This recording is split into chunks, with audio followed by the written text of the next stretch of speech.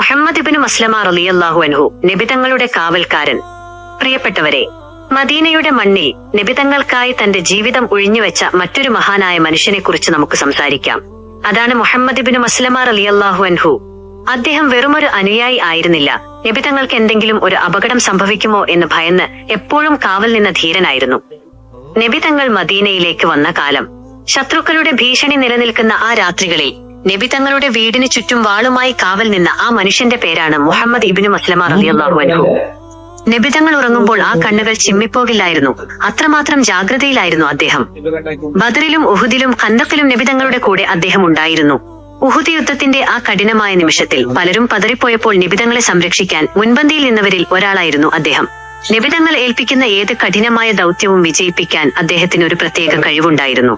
അതുകൊണ്ടാണ് ഇസ്ലാമിന്റെ ശത്രുക്കളെ നേരിടാൻ നബിതങ്ങൾ പലപ്പോഴും മുഹമ്മദ് ഇബ്നു മസ്ലമ റളിയല്ലാഹു അൻഹുവിനെ തെരഞ്ഞെടുത്തത്. നബിതങ്ങളുടെ വഫാത്തിന് ശേഷവും അദ്ദേഹം ഇസ്ലാമിന് വേണ്ടി നിലകൊണ്ടു. ഖലീഫമാരായ അബൂബക്കർ സിദ്ദീഖ് റളിയല്ലാഹു അൻഹുവിന്റെയും ഉമർ ഫാറൂഖ് റളിയല്ലാഹു അൻഹുവിന്റെയും കാലത്ത് വലിയ ഉത്തരവാദിത്തങ്ങൾ അദ്ദേഹം നിർവഹിച്ചു. ഉമർ ഇറുവിന്റെ ഭരണകാലത്ത് ഉദ്യോഗസ്ഥരുടെ കാര്യങ്ങൾ പരിശോധിക്കാനുള്ള പ്രത്യേക ഇൻസ്പെക്ടറായി നബിതങ്ങൾ വളർത്തിയെടുത്ത ഈ ധീരനെയാണ് നിയോഗിച്ചത്. 105ഓളം വയസ്സുവരെ അദ്ദേഹം ജീവിച്ചു.